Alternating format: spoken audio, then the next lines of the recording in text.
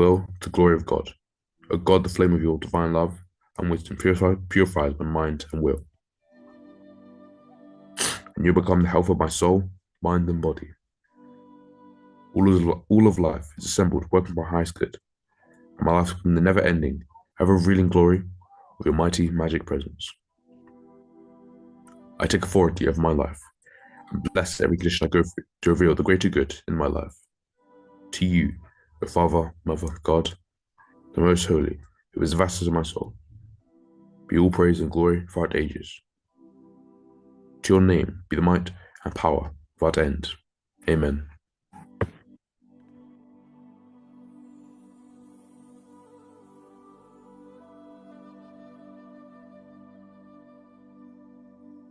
Amen and amen. God bless you, Joshua. I am happy because this is the first Sunday of 2026. And I welcome every one of you to this sacred space of 2026. And I want to assure you that whether you are affiliated to Alpha in person or online, or by an affiliation to somebody who is connected to Alpha, whether by compulsion or by choice, this is your year of peace, purpose, and divine alignment.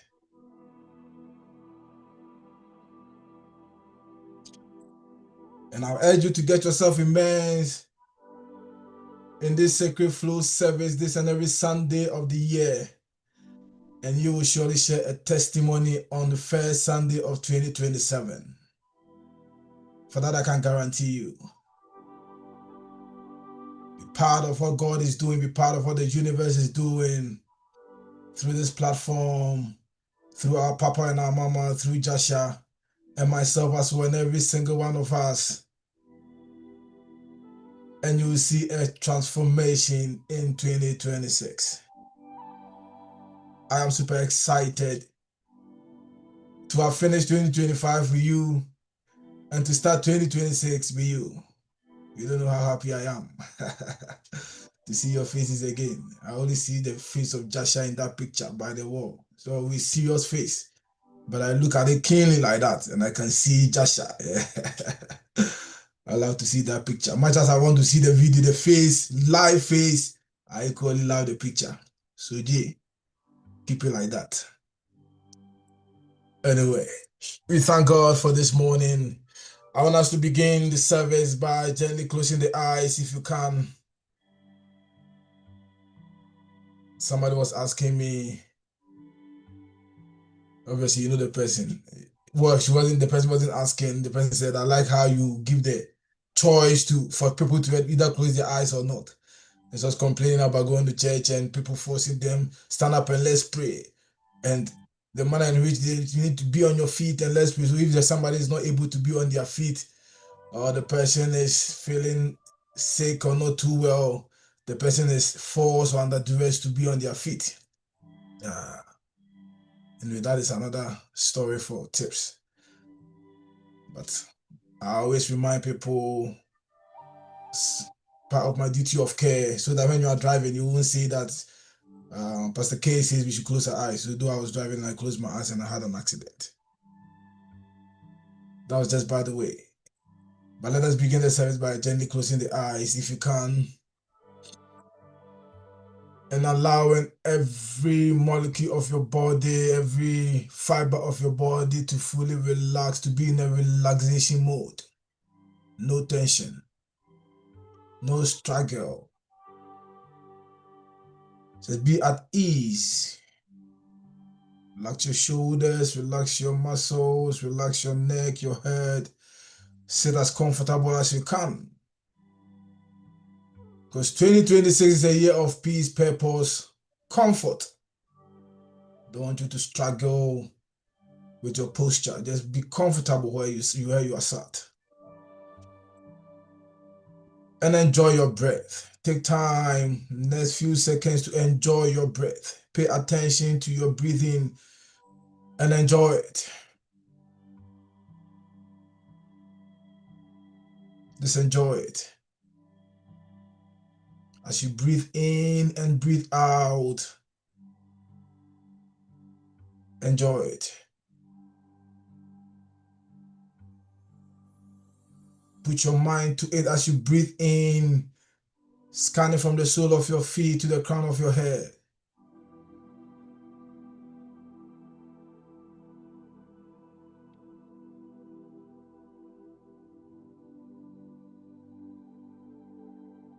And releasing fully.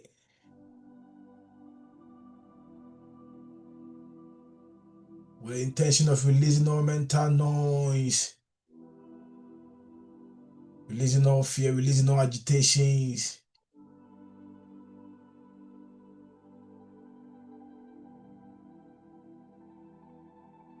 With each breath you take, I want you to know that you are coming home to the stillness and to the infinite now.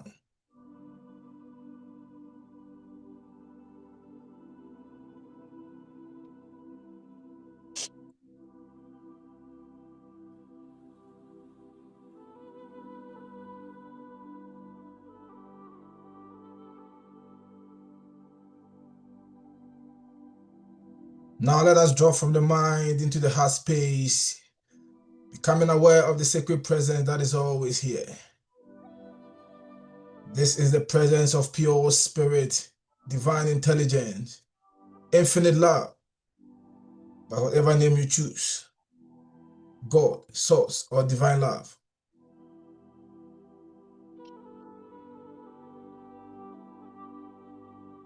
And know that we are not here to become spiritual. We are spirit beings using human experience for grand spiritual explosion. And in this remembrance, we realign to the truth of our being, whole, connected, and empowered.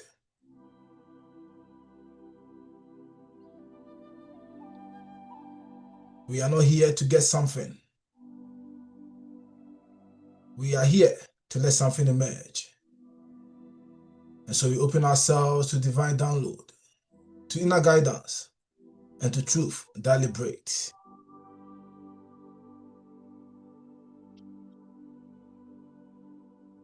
Right here, right now, we acknowledge that the one true life, perfect, whole, and complete, is expressing through us, as us, and in us.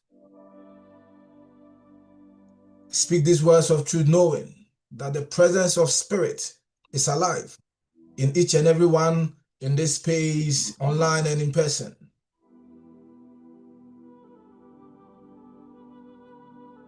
Each one is here in this very first Sunday of 2026, not by chance, but by divine alignment.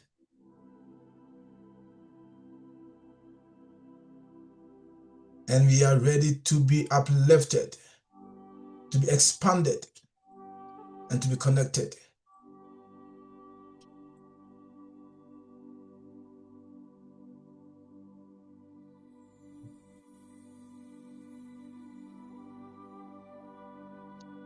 We release all thought of limitation, doubt, and fear. And we affirm, I am receptive, I am available, and I'm aligned with the highest good. We affirm again, I am receptive, I am available, and I'm aligned with the highest good.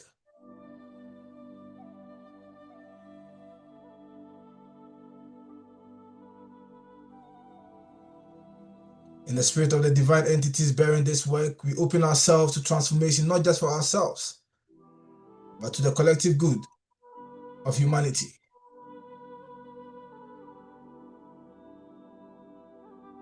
We open this service with holy expectation that transformation is not only possible, but it's inevitable when we surrender to divine will.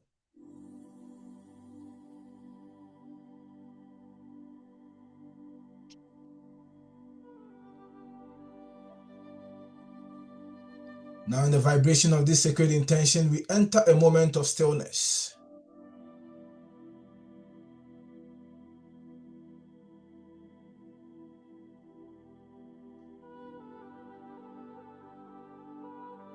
Here, beyond words, beyond thought, is the source of all.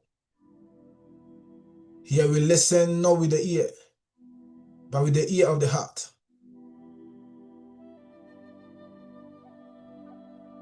Let a still small voice guide you. Let truth embrace you.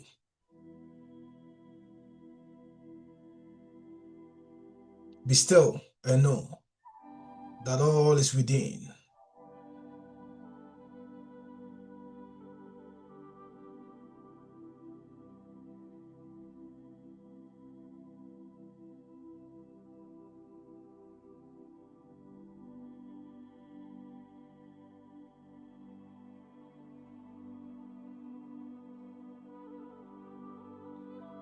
And now, as we return from stillness, we bring with us a renewed awareness of our purpose. We bless this service, any singer, the preacher, and any soul that will share.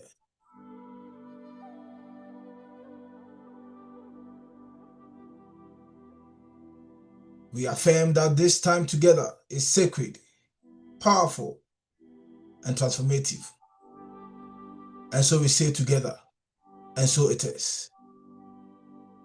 Amen.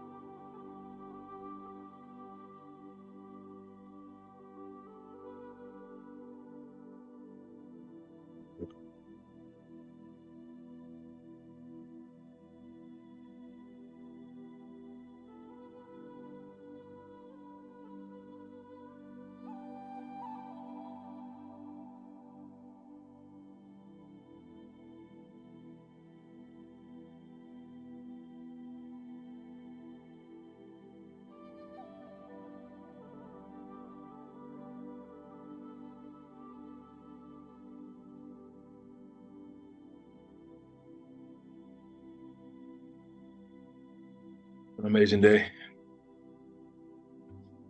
I'm excited to be here, and I believe you are too.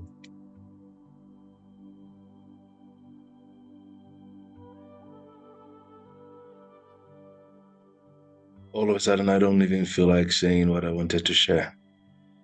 I don't know why this happens to me almost every Sunday. By the time we finish the meditation, I just want to just sit in silence, sit in stillness. But there again, the trap of the program. Set us up a program on 4-hour Sunday service ought to be, so it forces you to do it because in the back of your mind, people are waiting to find out what is coming for them. That even resonates so well with what we're capturing today and for the remainder of the year. As I did indicate a couple of weeks ago, Wi-Fi is all about shift or flow. Flow is another name for shifting. Consistent movement. Place of serenity.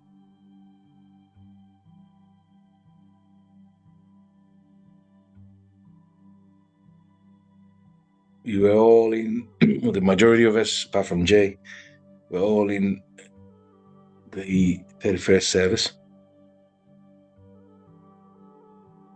Who remembers the staff?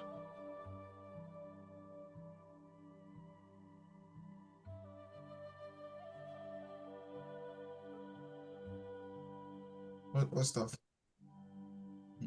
Huh? Who remembers the what? Who remembers the staff for there was Crystal service, and also I'll help you out. I am forever. Cosmic vibration of the infinite flow. Huh? Artichoke. I am forever the medicine for magnificence and cosmic satisfaction. The forever medicine of magnificence and cosmic satisfaction. I am the forever medicine for magnificence and cosmic satisfaction. So that was the staff for Crystal. That was the staff for Crystal, and the staff for the year is that you are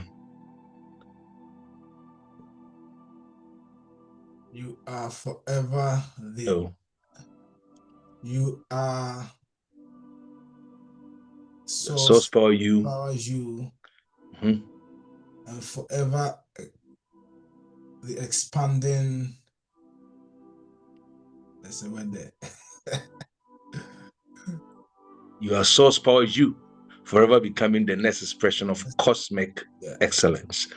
You are source power you, forever becoming the next expression of cosmic excellence. You are source power you, forever becoming the next expression of cosmic excellence. So that is the start for the year. And the forever medicine for magnificence and what's called the cosmic satisfaction is the staff for Crystal. Okay, let's bear that in mind, and it will become more apparent as we journey on. So spend time, and as I said last year, as I mentioned a couple of weeks ago, this year probably we will dip in and out of it, but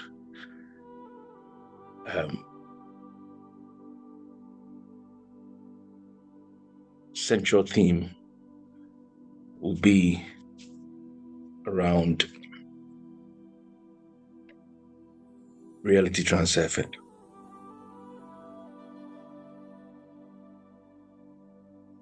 Okay. I was having a chat with Emma last night before we went to bed.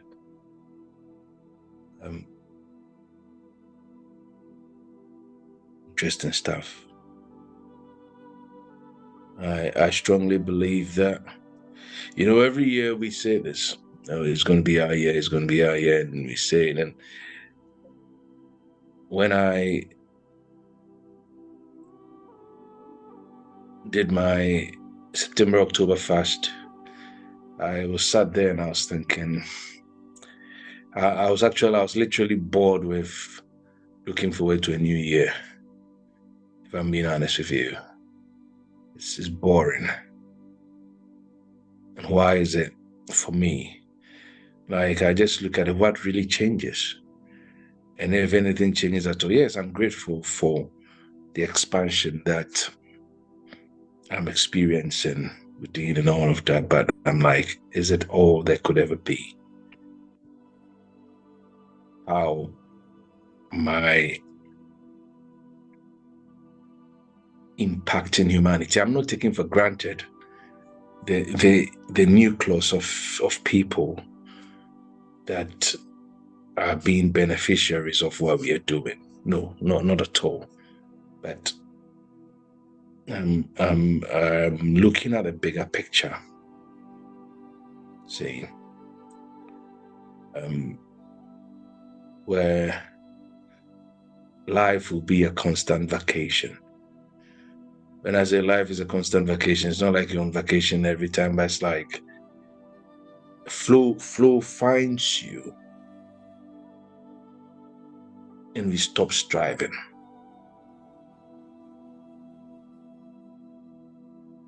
For them to accept. Manifestation, so the dawn of reality is never a matter of time.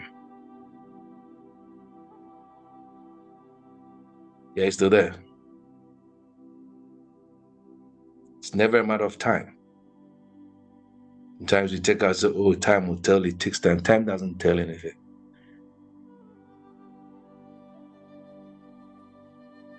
New year, what is new about the year? The sun is shining the same way. It's the same air we breathe in. You're still going to have the same January, February, March, April, May, all the way to December as we reckon it, the same Monday, Tuesday. What's really new? The newness is the shift you experience.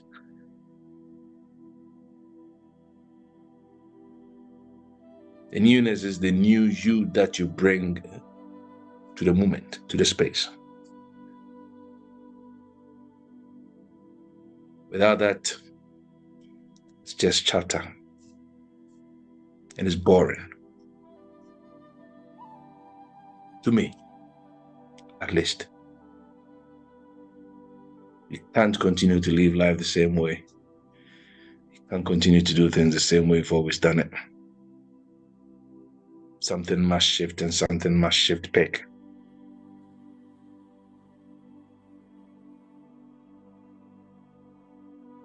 This year I've watched the Matrix movie twice.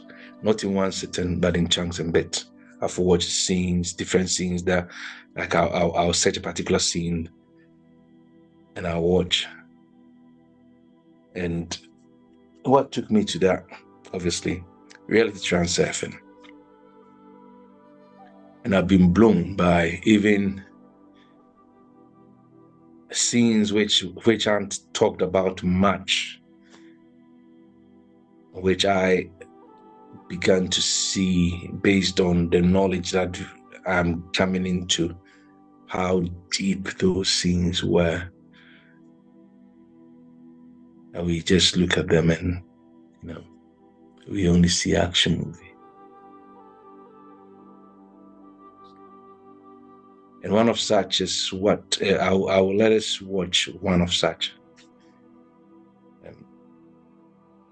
We'll have a bit of a chat about it. Then we do our declarative action and we close.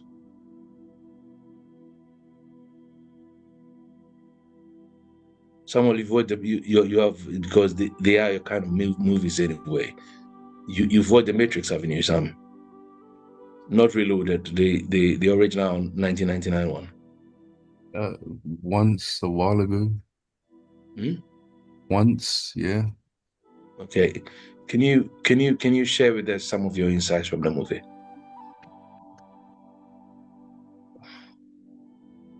We haven't had this conversation before, but yeah, normally I would have a chat based on conversations we've had. We haven't had this conversation before, but I'm just wondering if based on what you know, what you made up, what you made out of it, and some of the points that stood out for you.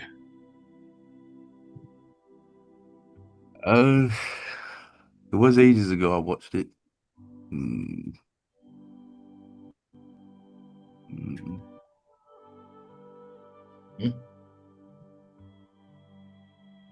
So nothing stood out for you. Just watched it and you just enjoyed the action. Yeah. Fair play. Have you watched it, Jay? No, I haven't watched it. You are not the movie guy, but yeah, okay. That's okay, Yama. Matrix, I've watched all of them a lot of times, What stands out for me is the action. I'm an action guy. I was only looking at the action. Maybe after today, I'll watch it and I'll see something. But it was action I was seeing. I didn't really see anything to fair. Is the background music all right? Yeah, it's all right. Yeah. I only watched it for the action. So Okay, fair play. It's all right. now that I'm being enlightened, I'll go and watch it again. I asked you nearly 8 months ago to watch Doctor Strange. Did you watch it? I watched it, the action. And So still you didn't see anything. action. I like how you do this when you enter a different realm. It's action.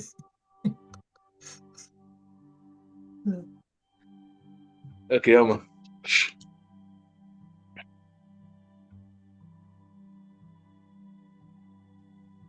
Sorry, are you asking me to remember the Matrix? Oh no. So what stood out for you from watching The Matrix? I think it's in the whole, it's. I remember yesterday you did say one part when I was watching it. I had forgotten, but it was about the spoon.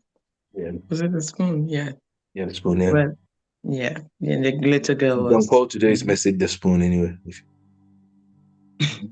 Yes, the spoon. And as a whole, it's not just us saying this. I've seen a few people do a bit of content on these movies, and the person was right saying that the high truth in fiction, truth, it comes as fiction. Oh, it's not true. That even should show you how powerful we are. That if whatever it is looks like fiction to you, unreal, then that would show, the true power that is in you. And the truth is, a lot of these movies carry a lot of truth in them. Yeah, so I think the spoon thing, and there was another one. There are quite a few that stood out for me, but I wasn't absorbing it, so I kind of have a bit forgotten. Yeah, because technically I've watched The Matrix just once.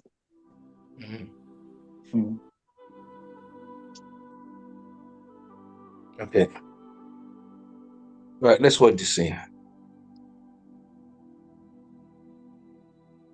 It's Wi-Fi, isn't it? I'm happy today's movie day. Today's movie day.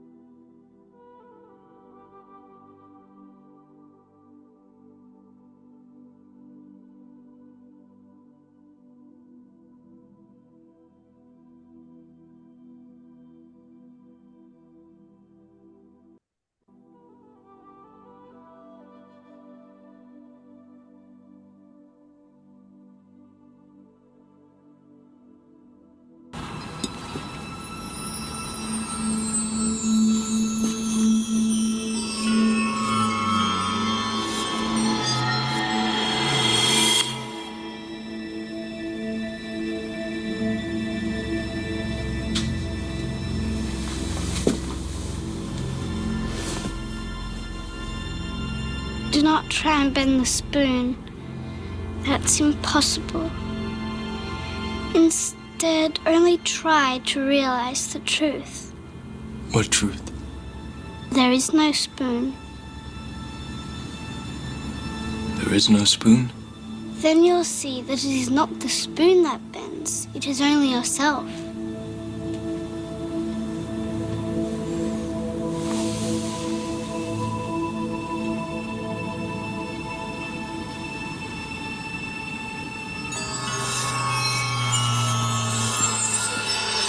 The Oracle will see you now.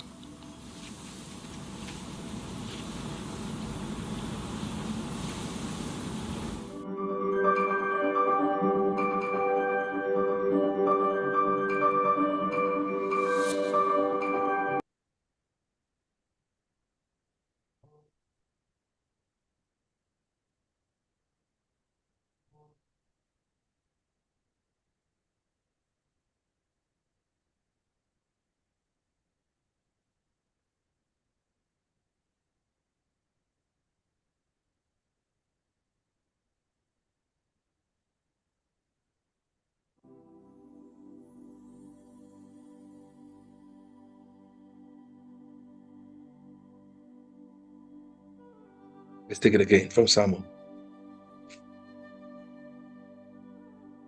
Just bring in everything I've taught you, everything you know, everything you've thought about, everything you have embraced. What did you just see? Obviously, you saw a spoon.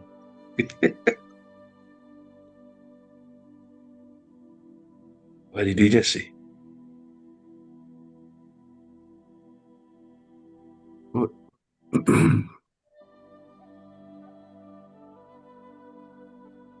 I was bending the spoon. Yeah, but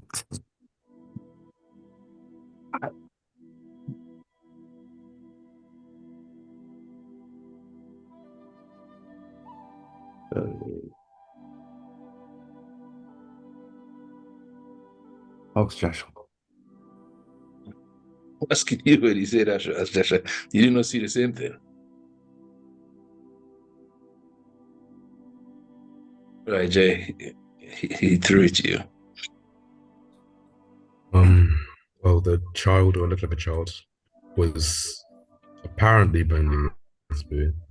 But in order to bend the spoon, they said that you have to realize that it's not actually a spoon, and said that you're just bending yourself. It's yourself that's bending, not the spoon.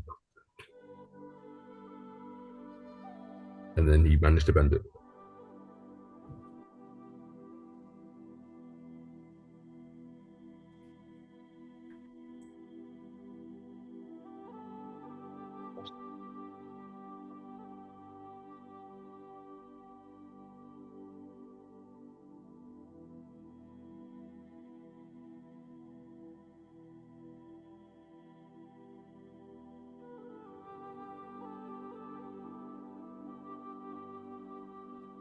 Oops.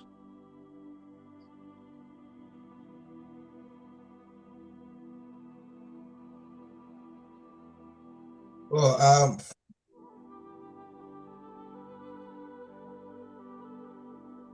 what came to mind was, just to my mind too, when we did do defining your reality. I went to my notes and I think this what just came to mind, that reality is as permitted in your experience.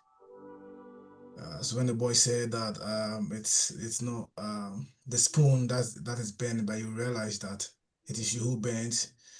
The statement here that you said that reality is the outer projection of a deeper inner state. The physical is only a vessel. So Ken Reeves was seeing the spoon bend, but the boy wanted him to understand that is the spoon, it's only a vessel. If you want to bend, you can, whatever is bent is deep within you. So if you're able to transcend or go beyond the vessel that you are seeing, anything is possible in those lines. Yeah.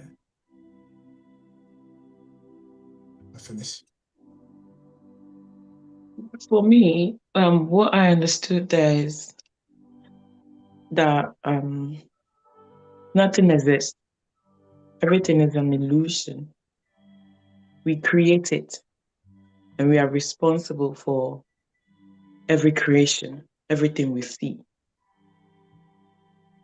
That's what I understand. So if we take responsibility for, whatever we create, whatever we want to see, it's absolute our own responsibility.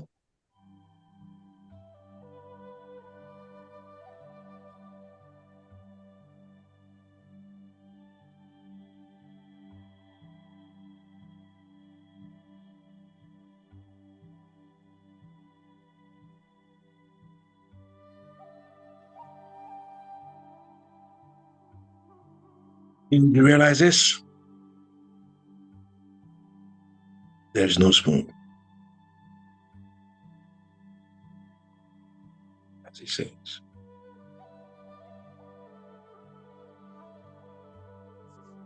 Makers of the movie discussing this highlights how it captures the concept of reality as it pertains to the early Christian fathers or the early Gnostics. This is a deeply spiritual movie. It's got nothing to do with sci-fi.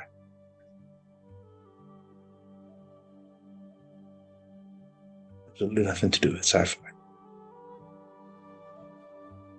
So many people watch it, enjoy the scenes. I don't know how many of us have tried to, even prior to the Matrix, how many of us have tried to shift stuff with our mind before.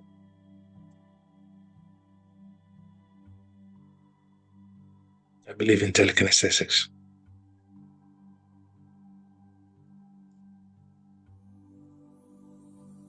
I'm even watching a movie and I would want to superimpose the outcome that I've been doing. I've realized I've been doing this as a child and I didn't realize even what I was doing. I'll write my own script and try to superimpose my script on the next scene. I see it in my mind and really cast it out.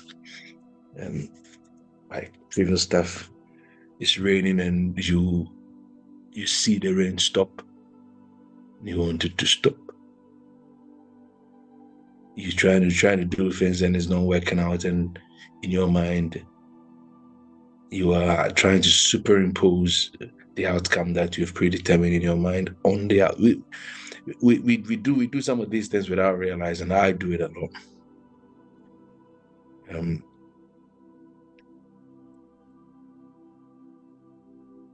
This scene in particular is one of my favorite ones. There are a few others. Maybe we'll talk about a few of them in coming weeks. But it will make sense if you watch the movie. It will make the discussions more fruitful. Yeah. Should I close? Because you've preached. Because the truth is, there's no spoon. Or that doesn't make good sense. What is bending? What needs shifting? What needs bending? It's you.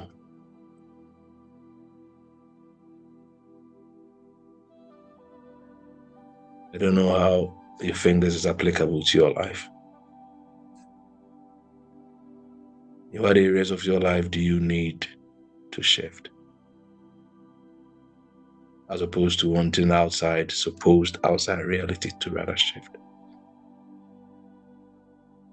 When you haven't experienced the shift within and aligned with the reality without. Made ourselves subject to, the caprices of fate. We are the architects of our own destiny.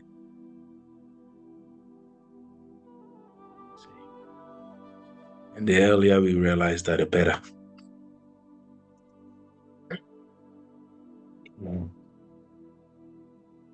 So, a few things.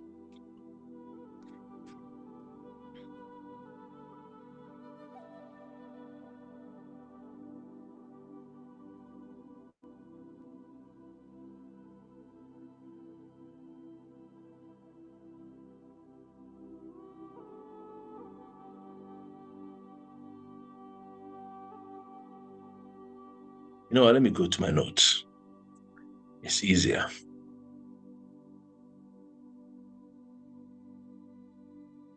Made some notes. Where are you, Jack? Where are you?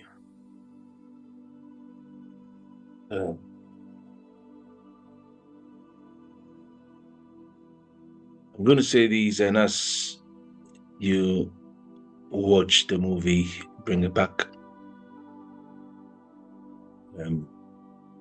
Second. Found you.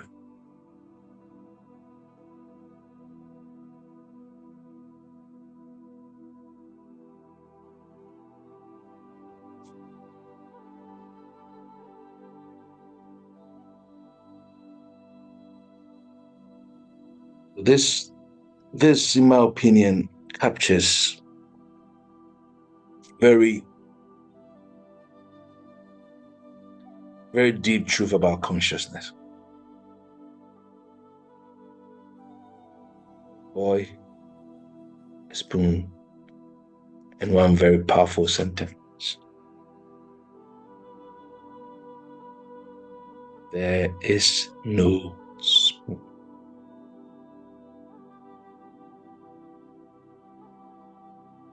It has been quoted more than many services. And as our custom and our manner is in this house, we don't entertain ourselves with symbolisms. But Wi-Fi is about transformation, it's about change. How we are changing by what we are experiencing. See? And I see this as a sacred parable. As I was trying to say earlier on, even the makers of the movie agree that this is close to Gnostic Christian realization, Gnostic Christian reality, Gnostic Christian imagination. I teach a lot from the Coptic Gospels, Gnostic Gospels, so you should be familiar with this. And if you read the book of Thomas, for instance, and how it captures some of the sayings of Jesus, like similar one when we read in the Gospels, whatsoever thing you desire, when you pray, believe that you receive it, then you should have it. The way the book of Thomas captures it is quite intense. Therefore, whatsoever things you pray intently, be surrounded by the feeling of receiving it, and you have it. It brings feeling in, makes you understand that. That's why never gets feeling was good. That's for where never got against them. The feeling is a secret form. A desire is feeling.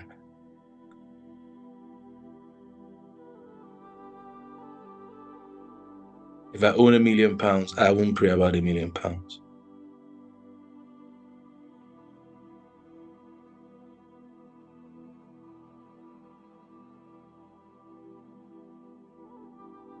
Jabez doesn't wake up feeling excited about £1 million.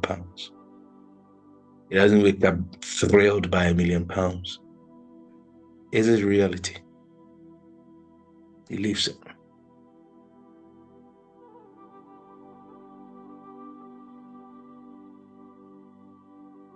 And that is the hardest part.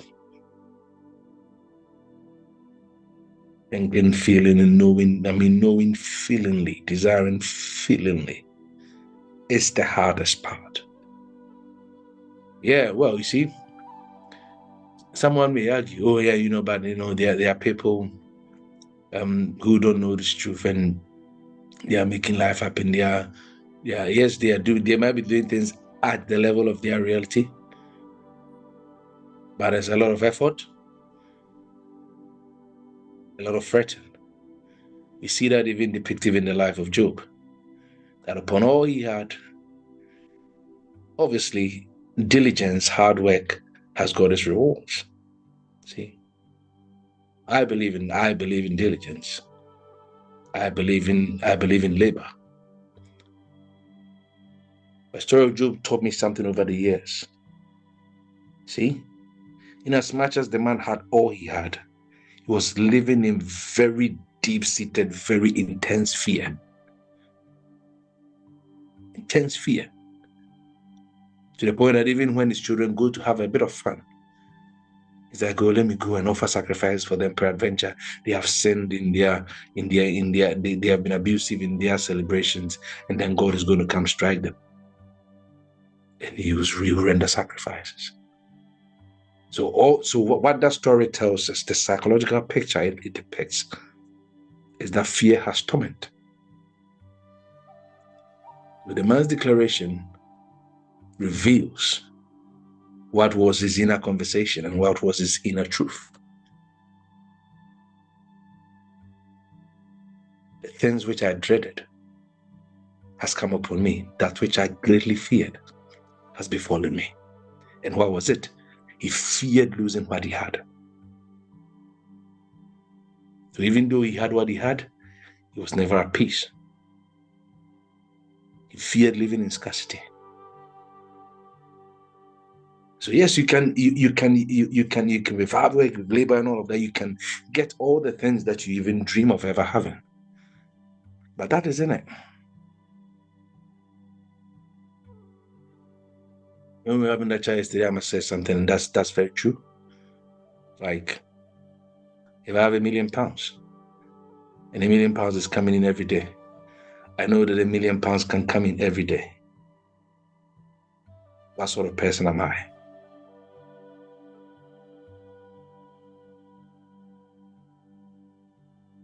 What sort of person am I?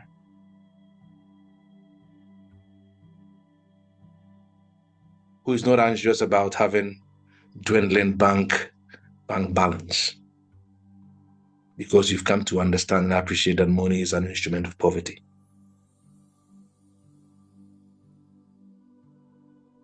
So you're not fretting because, oh, my account was £2,000 today. Oh, I've only got £200 left in my account, and now you are agitated all over. I don't even check my statement. It's Barclays that reminds me that you're overdrawn. I don't check it. That's the truth. And not because I am not, but there's a part of me that have embraced the truth that money can come from anywhere.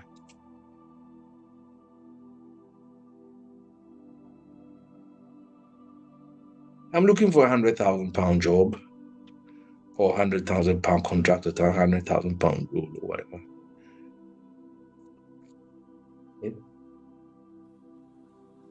I'm not standing. I believe that money can come from anywhere. It can come from anywhere. I'm not tying money now to what I do.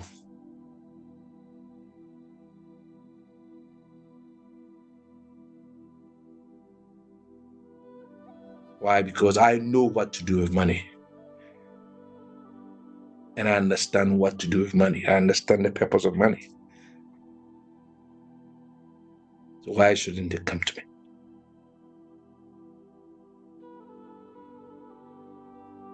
And when it comes to me and I feel within my spirit what it needs to go to, I don't give myself arguments not to put it to it. A number of times I've received some money, and the next moment someone calls me, and I know that it's meant to go to this person. They came to me because of that person. I've lived it, and I've done it so many times over. I've done it. I've lived it even when I didn't have this level of understanding. Let I know now that I know. I don't second guess myself. That is liberative living.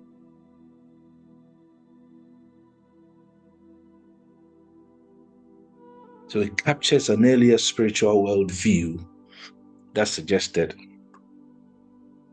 that the world as we perceive it is not the whole truth. And humanity is asleep in some kind of spiritual amnesia.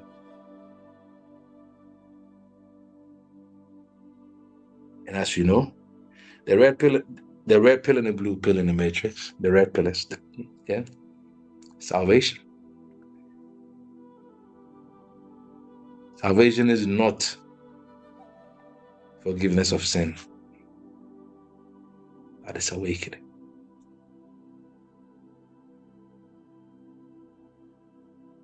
That's why the great Gnostics called or referred to as gnosis. It's the inner knowledge, the deep, thorough inner knowledge.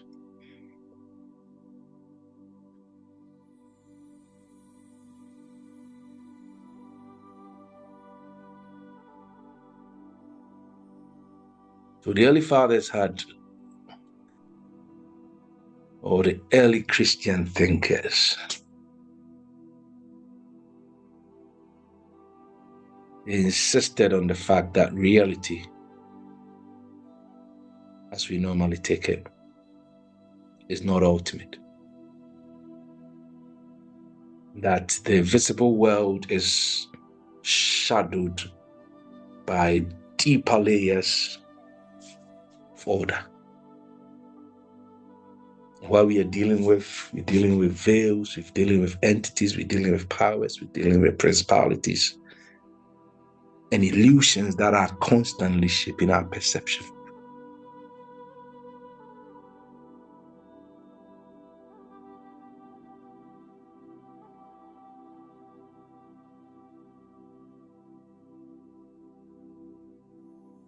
See? So humans are not merely sinners needing some kind of moral improvement. No. But we are sleepers needing awakening.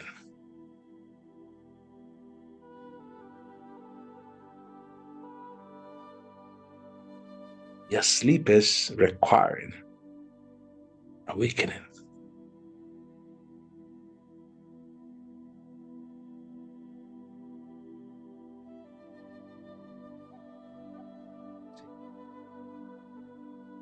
I put my hand up. I watched the Matrix the first time in 2000, and I think 2000 or 2001. I just enjoyed the action. Didn't understand it. And me being me, when I watch movies, I listen to statements because my ears are tailored like that, and I want to listen to what is said and why it was said, and so it was too much for my head because of how I was watching it. I was trying to listen to the sentences and see how I can connect it. Even then, it took me 23 years. 23 years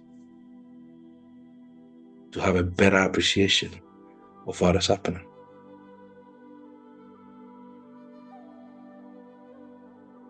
I was chancing on a YouTube video that was breaking segments of the movie down. I'm like, damn,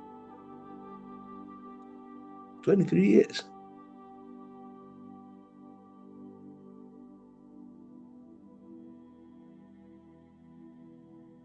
I remember that was back in 2023. It was in summer 2023. And I watched it again. And even then, I still couldn't sum up everything. Obviously I can't sum up everything. I'm still, because even yesterday I was watching another scene and I'm like, I missed this one too. And that's because as your reality is expanding, you see things differently. What has always been there, you will see differently. Even the last time that we watched it this year, I still saw things that I missed. Because where you are will determine what you see.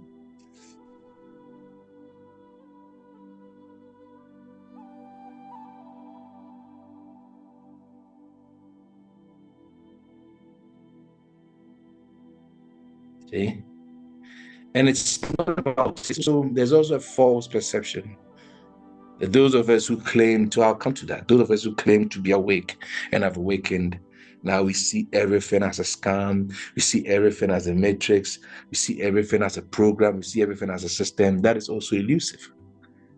Because what we are still doing, we are still acknowledging the reality of the spoon.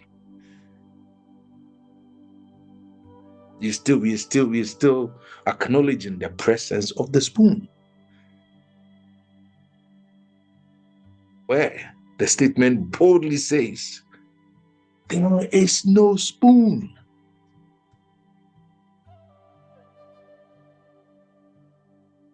We still see a system that we need to try and fix, a system that we need to place ourselves outside of. I was having a chat with yesterday, and I was telling her back in 2024, I sent her one post that I'd done, a quote that I'd done back in 2014. I sent it to her, and she was like, "Oh, so you were saying these things far back then?" I'm like, it had to do with boxless thinking, and I'm like, "Oh, people." Someone told me, "Work, come on, Sam, think outside the box," and instantly, just like thunderbolt. Why do I need to fit myself in a box to think outside of? Why do I even need a box? It's boxless. Then I came up with the phrase boxless thinking. If I'm not, or why do I need to put myself in a box to think outside of one? So I've shattered the box. I don't think outside the box. I think boxless. The box is only in my head. Did any of you read the post I made in the morning on Facebook about the invitation to service? What did it say? You muted. Jabun's welcome. I said I read it. Let me go back and check. He says, no one can see the prison they are in when the bars are made of choice. Tell you. A man cannot recognize the prison they are in when the bars of the prison are made by their own choices. You don't realize you are inside the prison if the bars of the prison are made by your own choices. You've created a box and fitted yourself in it and making yourself think inside of it. Shattering. There is no spoon.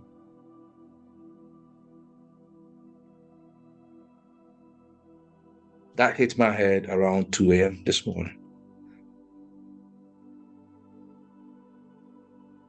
You are your own prison. Your prison is your illusion.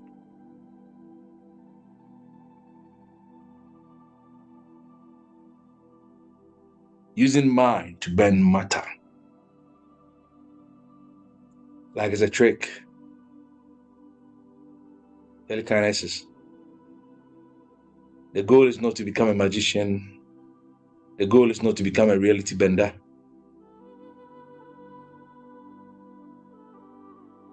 But the first and only revelation there is, the spoon is not the point. The spoon is the bait. Spoons are very funny. See? You know, a spoon has got both a concave face and a convex face. For those of us scientists. Well, what is the difference between concave and what's a concave surface and a convex surface? Let's do a bit of physics. AJ, you're muted, yeah. I know it's your field, so say this. It's been over a diagram, but I'm thinking about how it bends. Well, the convex part is the outside of the spoon, and the concave part is the inside of the spoon. What's the difference when it comes to reflections?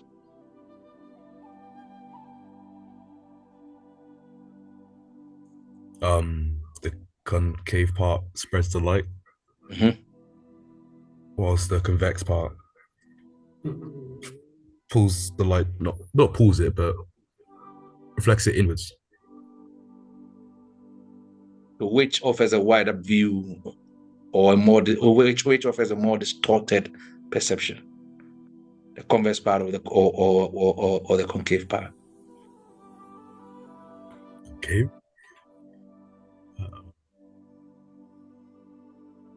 What does your driving mirror?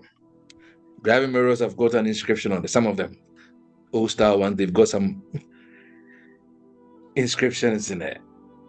Do you know what it says? Your wing mirrors. Mine is new. It's not old. There hasn't got any inscription on it.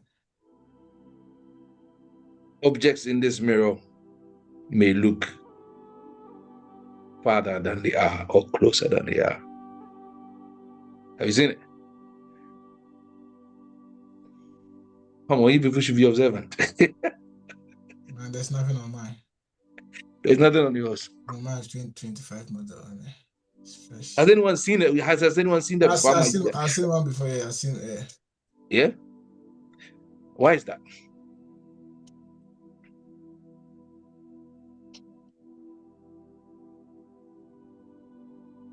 We have been talking for nearly 30 minutes. No scripture. We bring our scriptures from the house. Well, I've quoted Job. I've quoted a lot of scriptures. A lot. About 5. Why? Why is that?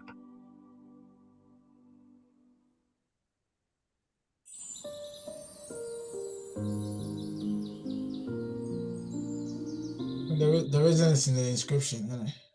It's just reminding you that the images that you see in the mirror will not appear as you see with your normal eye. It might either be further or closer to you, which is usually the case when you look in your driving mirror. What causes that? The concaveness or the convexness.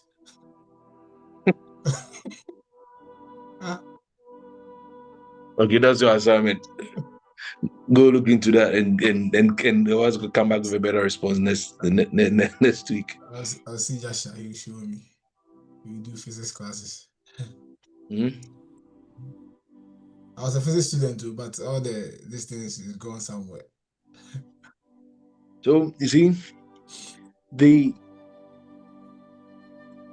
real message, when I watched that scene that we watched earlier on, the real message for me, you see, and that is the trap of sensationalism. So we fascinated. Oh wow, we could bend the spoon, and the spoon is bending, and all of that. We are fascinated by the theatrics, but the real message is to notice is that we are all noticing things and calling them real without really questioning them.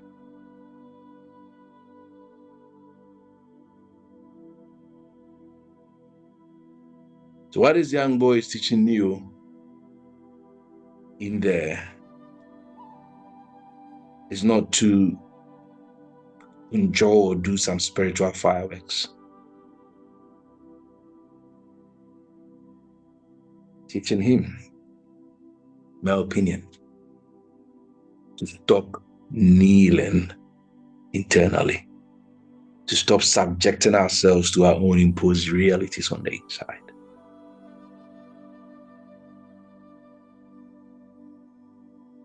Our prison, think back to what I said, it's our agreement and our concession or with what we have accepted as real.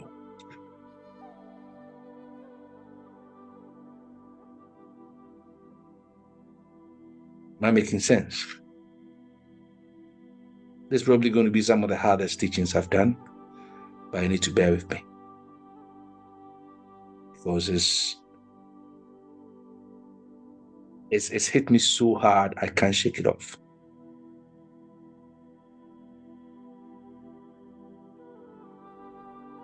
So some of the narratives of the prison, of the mental prison.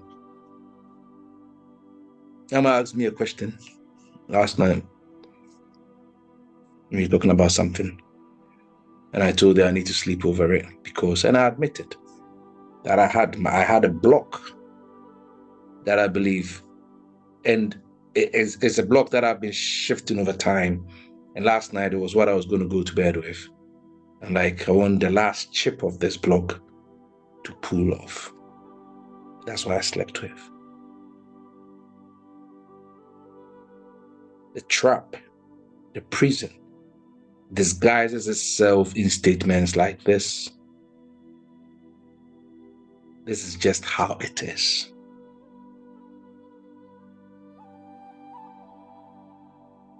It's how it's supposed to be.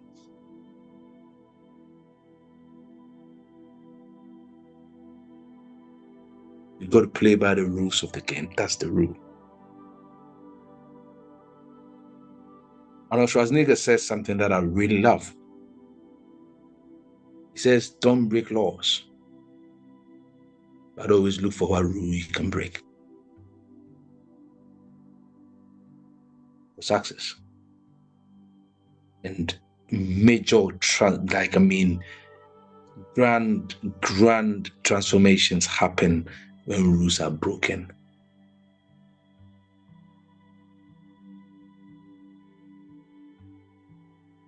To soar and sustain flight, you've got to break gravity.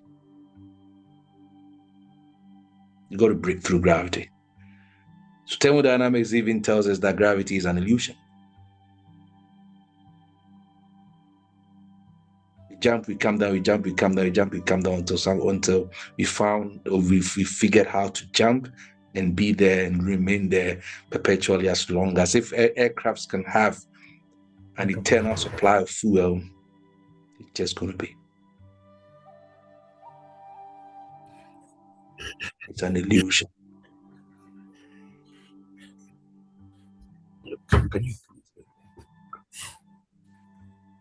The illusion that something is impossible.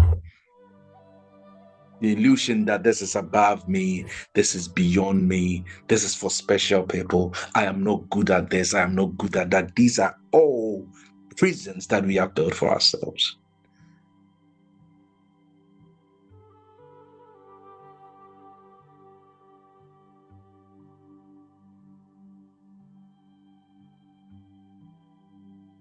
The deeper you go, the more you realize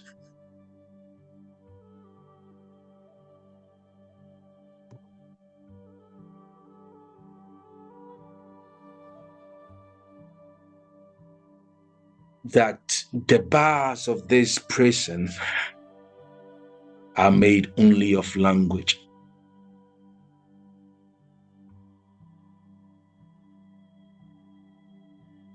Of beliefs we have inherited, societal hypnosis said we are sleeping. Salvation is the waking up state. It's just the wake up call.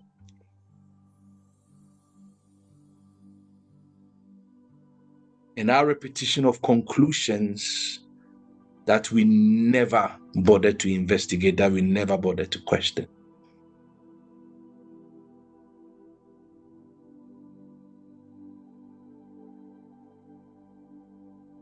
And I get very sad when I have conversations with people and they make statements that I challenge. Oh, and they'll go like I hear statements like, oh, but I'm only stating the reality. Every time someone says that, I get sad.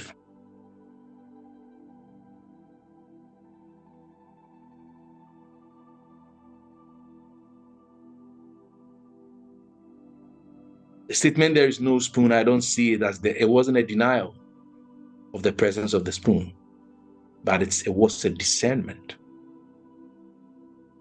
It's not saying nothing exists.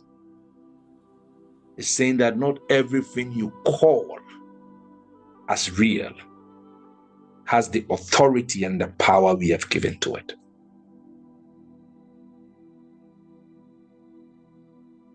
Sharing this with someone 2 weeks ago. The power spiritual entities have is the power we ascribe and assign to them. If I say that an entity has power to protect me, an entity has power to give me wisdom, it has power to help with my intuition, it's because I have ascribed those qualities, that authority to it. That is what makes it what it is.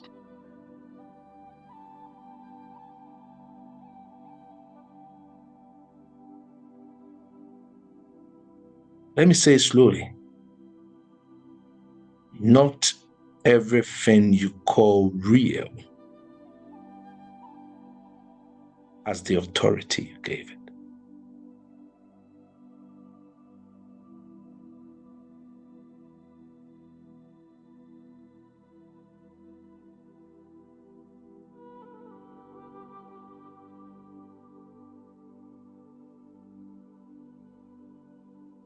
The world within and the world without, I'm going to end it here because there's a lot of truth in there. I captured about 12.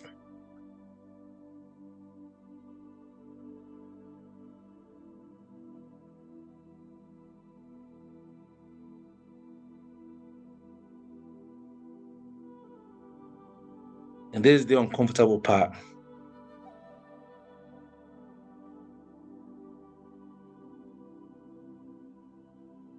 Or some of us who believe we are awake, we feel that we are awake because we can see the errors in the system. We feel that we are awake because we can criticize the system. We can see the manipulation, we can see the propaganda, we can see how the media is trying to shape perceptions. We can see how the systems are exploiting us economically. We can see the social algorithm, the loops of diverse social algorithms. We can see them all in matrix. But the question is, are we free? Those of us who claim and believe we are wicked, are we truly free?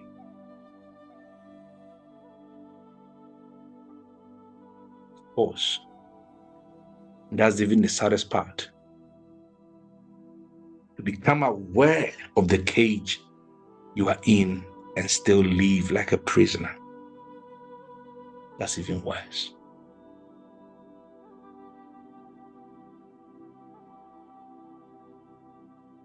Waking up? Are we living imprisoned lives? Because we still play into the system.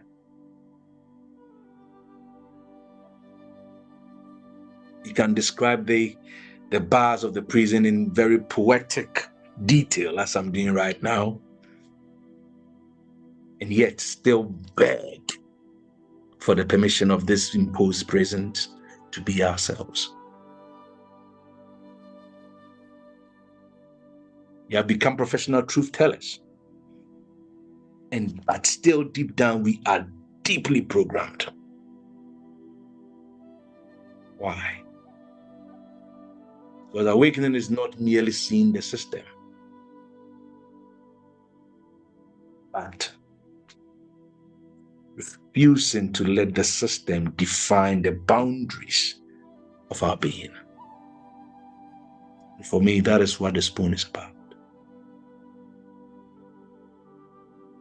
The matrix is not governments, it's not social media algorithms, it's not corporations. But it's that inner voice that says, don't try, you fail, you get mocked at, people are laughing at you, people are calling you heretic. People like you, people of your skin color don't do this, people of your skin color don't win. This dream is too big. You're a black boy, you're a black girl, so your path is marked by the system. There's the limitation of your race. You have to be chosen first. A white boy, what a white boy needs to do 50% to get you, a black boy, and you need to do 110% to get all these narratives.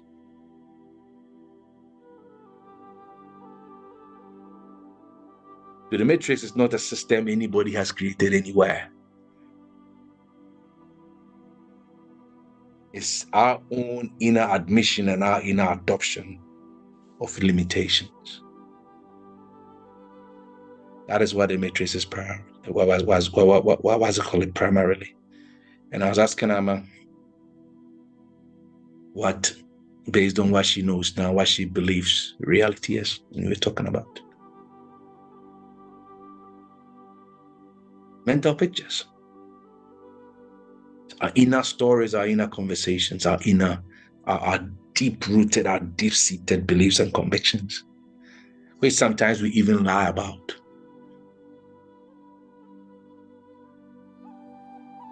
When you are proclaiming that you are the head and not the tail, do you really feel it?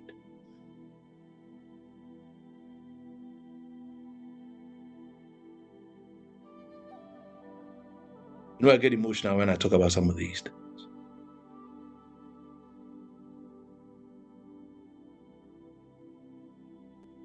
But I feel my own pain.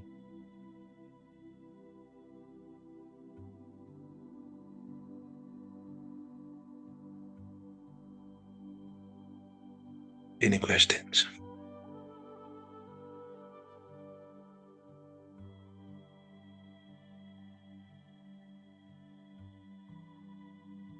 I bet you were not expecting it was going to end like this.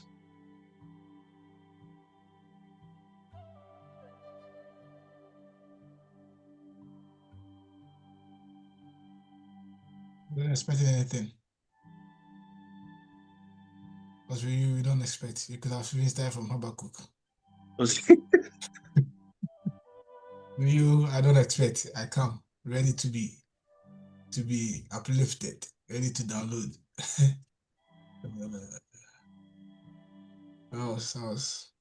a good one. That's just what we needed for the beginning of the year. You couldn't have put it any other way. Obviously, last year we did talk about reality, and this is just practicality of it. Right, as we did say, as your reality expands, you see things differently. As when you were talking, when you were saying something about thinking outside the box, and it's not about being in a box. I just said that maybe it's just another way of saying expand your reality. You've had the same thought, you've been doing the same things over and over again. You've been seeing the same things as that is how it should be for the minority in this country. You've been seeing the same things as that's how it should be for my children. You see the same thing as that is how it is. That's the norm, that's the society, that's how the system is built for, that's how the system demands of us. When you begin to shift your focus, expand your reality, and begin to see things differently, know that everything emerges from within. You see things differently. Things will begin to change. So I always quote this, and I don't know if it's right verse for what we're talking about when Jesus said, "If you believe, you shall speak in new tongues." Now it's still interpreted as you begin to be in a place where people are saying, or people are moving in the same direction. People are saying, this is how the situation is. This is how it has to be. This is how that has been done over time. This is all the variables are pointing. But because of your awareness, because of your awakened state, or because your reality has changed from how people see things, you will speak differently.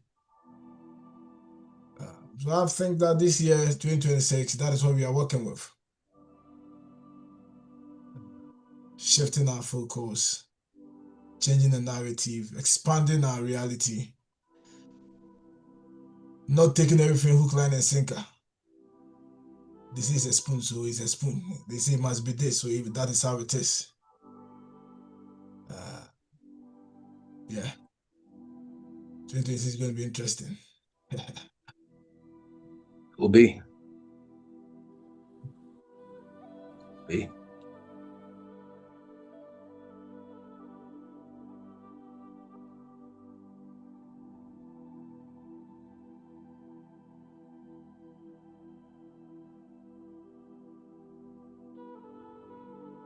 All right. I want you to take the next 3 minutes. Speak into your life. Speak into your own life. Speak into situations. Speak into your family, your nation. Every sphere of your influence.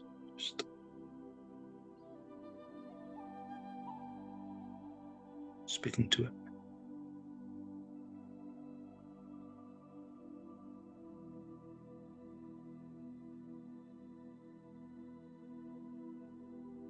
Speak into it.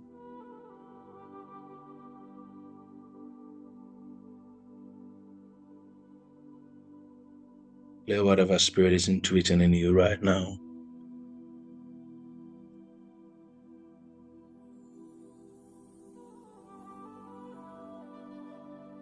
If scenes are popping up in your mind, words are coming up in your mind, don't judge them. They are all dictating a certain level of alignment.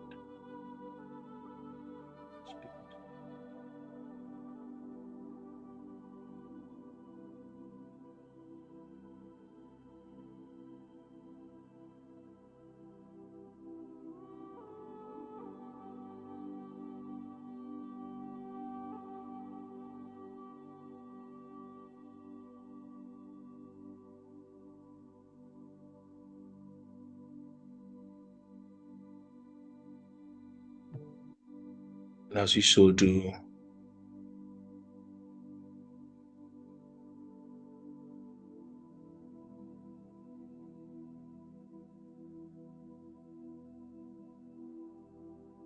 going to make certain declarations, and I want you to re-echo them, resound them within your soul,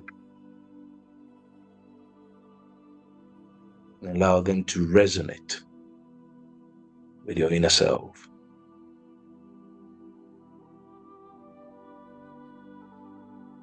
I am the living bridge between spirit and matter. And I walk this plane as divine expression in motion. I choose to embody my highest essence in every step I take and every move I make.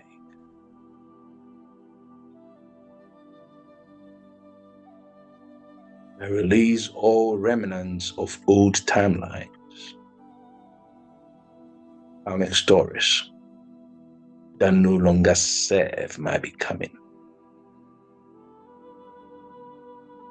I walk forward in sacred clarity and sovereign alignment.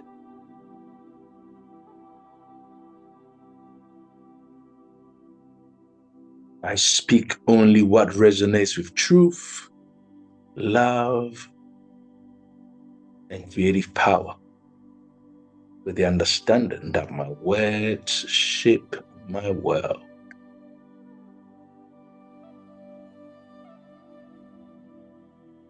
Logos moves through me with grace and precision. 2026, I say yes to my grand evolution, allowing sacred fire to refine me. Everything I pass through is a portal to my expression and expansion.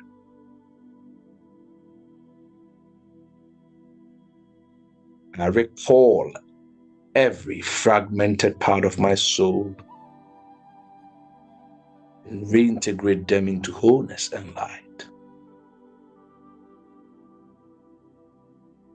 I'm reassembled in power and centered.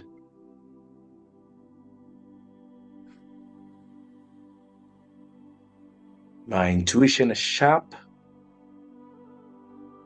accurate, and trusted. I honor the whispers of the divine within.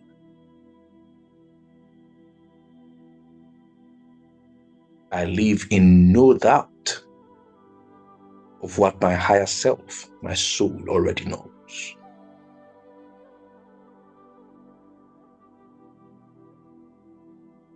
I now align with divine timing, quantum flow, and cosmic orchestration. Delays dissolve, and miracles unfold with effortless precision. My body is a sacred temple of light. I nourish it, honor it, and allow it to radiate my soul's truth. I am radiant in spirit and form.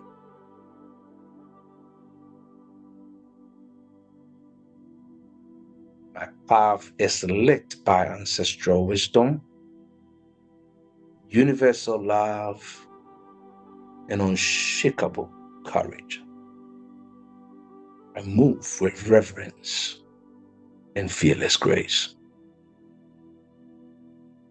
Every challenge I face in 2026 becomes a catalyst for deeper awakening and self-realization. No test is wasted. Every experience refines me.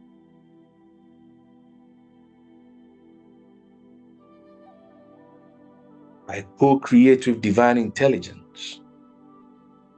My visions are magnetic. My creativity is sacred.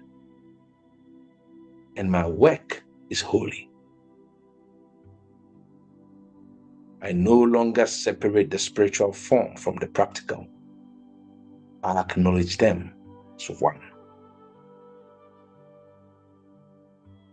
I'm here by the collective power of the entire universe for a reason, now more than ever. In 2026, I activate my role in the greater unfolding. I am ready, I am willing, and I am perfectly aligned. And so it is.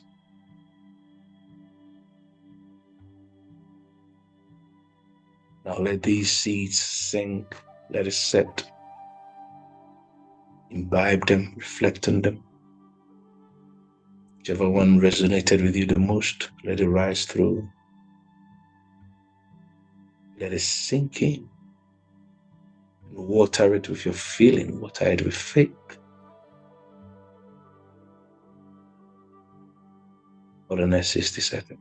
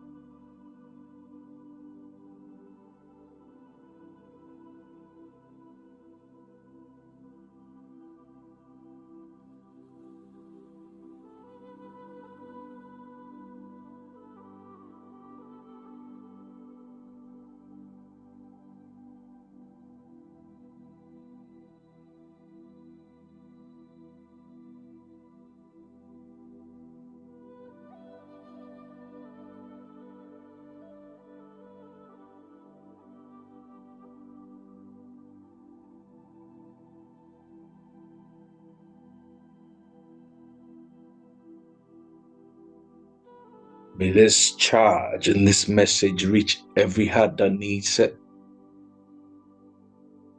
It's my prayer and wish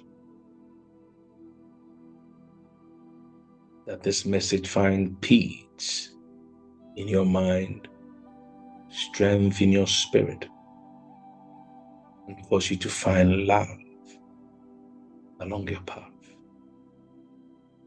May health be with you. May your days be filled with happiness and joy. And may abundance run into you and out of you. Whatever challenging or difficult time you may be going through, may you find light in the darkness. If anyone is feeling lonely by the encounter with this message, this word, may they experience the company of love. May anyone who has found prosperity elusive,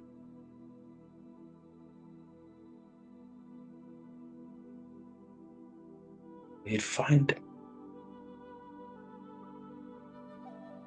May every honest, godly, sincere wish in our hearts come to reality.